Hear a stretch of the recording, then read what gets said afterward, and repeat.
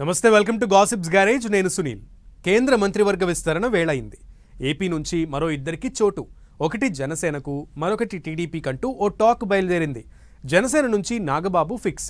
TDP నుంచి ఆ ఇద్దరు ఎంపీల్లో ఎవరంటూ ఏపీ పొలిటికల్ సర్కిల్లో ఓ చర్చ జరుగుతోంది. ఎమ్మెల్సీగా ఉన్న నాగబాబు కేంద్ర మంత్రి అయ్యేదెట్లా? టీడీపీ నుంచి ఆ ఇద్దరు రాయలసీమ ఎంపీల్లో అమాత్య యోగం దక్కేది ఎవరికి? నాగబాబును కేంద్ర క్యాబినెట్లోకి తీసుకోబోతున్నారా? టీడీపీకి మరో కేంద్ర మంత్రి పదవి రాబోతోందా?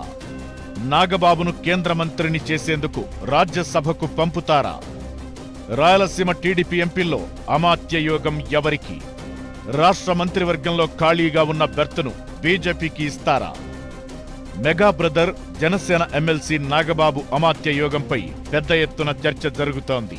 సీఎం చంద్రబాబు ప్రకటించినట్లు అంతా అనుకున్నట్లు జరిగితే ఇప్పటికే నాగబాబు రాష్ట్ర మంత్రివర్గంలో ఉండాల్సింది. అయితే ఉన్న ఒకే ఒక్క బెర్త్ కోసం మార్పులు చేయడం ఎందుకని కేబినెట్ మార్పులు చేర్పులు ఉంటాయని, అప్పుడు నాగబాబును తీసుకుంటారని ఎప్పటికప్పుడు కొత్త న్యూస్ బయటకొస్తోంది. దాంతో నాగబాబుకు అమాత్య యోగం దక్కడం ఆలస్యమవుతోంది. లేటెస్ట్ న్యూస్ ప్రకారం నాగబాబును కేంద్ర మంత్రివర్గంలోకి తీసుకుంటారన్న టాక్ వినిపిస్తోంది. త్వరలో సెంట్రల్ క్యాబినెట్ ఎక్స్పాన్షన్ చేస్తారని అంటున్నారు. విస్తరణలో ఏపీకి ఇంకో 2 బెర్తులు దక్కే అవకాశముందట. అందులో ఒకటి జనసేనకు ఫిక్స్ చేయగా, నాగబాబు ఆ కోటాలో కేంద్ర మంత్రివర్గంలోకి వెళతారని ఊహాగానాలు వినిపిస్తున్నాయి. మరో బెర్త్ టీడీపీకి ఇస్తారని చెబుతున్నారు. రాయలసీమకు చెందిన టీడీపీ ఎంపీలైన ఓ ఎస్సీ, మరో బీసీ నేతల్లో ఇద్దరిలో ఒకరికి ఛాన్స్ పక్కాని తెలుగు తమ్ముళ్లు గుసగుసలు పెట్టుకుంటున్నారు. సీఎం చంద్రబాబు ఢిల్లీ టూర్లో ఈ అంశంపై క్లారిటీ వచ్చినట్లు పొలిటికల్ గాసిప్స్ చక్కర్లు కొడుతున్నాయి. సోదరుడు నాగబాబుని రాష్ట్రంలో కంటే కేంద్ర మంత్రిగా చేస్తే పదవుల విషయంలో సమీకరణలు చక్కగా సరిపోతాయని పవన్ భావిస్తున్నారట.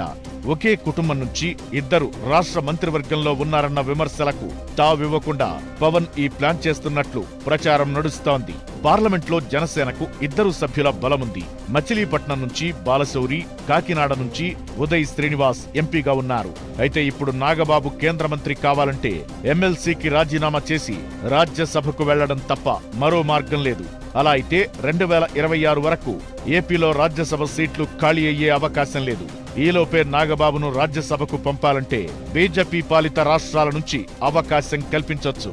రాబోయే తమిళనాడు అసెంబ్లీ ఎన్నికలను దృష్టిలో పెట్టుకుని బీజేపీ అలా ఏమైనా నిర్ణయం తీసుకుంటుందా అనేది వేచి చూడాలి. అయితే గతంలోనే జనసేనకు కేంద్ర సహాయ మంత్రి పదవిని ఆఫర్ చేశారట ప్రధాని మోదీ. అప్పుడు సుముఖత వ్యక్తం చేయని పవన్ ఇప్పుడు తన సోదరుడు నాగబాబును కేంద్ర మంత్రిని చెయ్యాలని డిసైడ్ అయ్యారని అంటున్నారు. అయితే ఇప్పటికే స్టేట్ క్యాబినెట్ లో ఖాళీగా ఉన్న ఒక బెర్త్ కోసం బీజేపీ పట్టుబడుతోందట. నాగబాబుకు ఇవ్వాలనుకున్న ఆ అమాత్య పదవిని బీజేపీకి ఇస్తారని ప్రచారం జరుగుతోంది. ఇక టీడీపీ నుంచి ఇప్పటికే 2 ఎంపీలు కేంద్ర మంత్రివర్గంలో ఉన్నారు.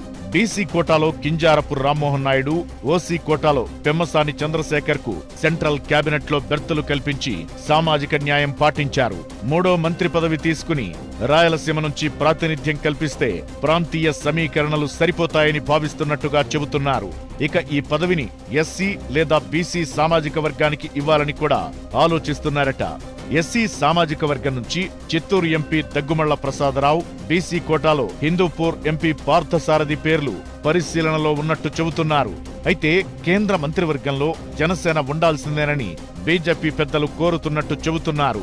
ఇప్పటికే టీడీపీ, బీజేపీల నుంచి సెంట్రల్ క్యాబినెట్ లో ఏపీకి ప్రాతినిధ్యం ఉంది. జనసేనను కూడా కలుపుకుంటే కూటమి పార్టీలకు సమన్యాయం చేసినట్లవుతుందని కేంద్ర బీజేపీ పెద్దలు భావిస్తున్నారట. వర్షాకాల సమావేశాల తరువాత కేంద్ర మంత్రివర్గ విస్తరణ ఉంటుందని అంటున్నారు. నాగబాబుకు కేంద్ర మంత్రి పదవి ఇవ్వాలనుకుంటే ఆయన మంత్రిగా ప్రమాణ స్వీకారం చేసిన 6 నెలల్లోపు రాజ్యసభకు పంపాల్సి ఉంటుంది. దీంతో నాగబాబు కేంద్ర క్యాబినెట్లోకి వెళతారా లేక స్టేట్ క్యాబినెట్లోకి తీసుకుంటారా అనేది ఇప్పుడైతే పూర్తి క్లారిటీ లేదు. ఏది ఏమైనా నాగబాబు మంత్రి అవడం ఖాయం. ఇది కేంద్రమా రాష్ట్రమా అన్నదే తేలాల్సి ఉందంటున్నారు జనసేన నేతలు. సేమ్ టైం కేంద్ర క్యాబినెట్ లో మరో బెర్త్ దక్కనుండడంతో టీడీపీ నేతలు కూడా హ్యాపీగా ఉన్నారట. ఇది ఎంతవరకు నిజమవుతుందో చూడాలి మరి.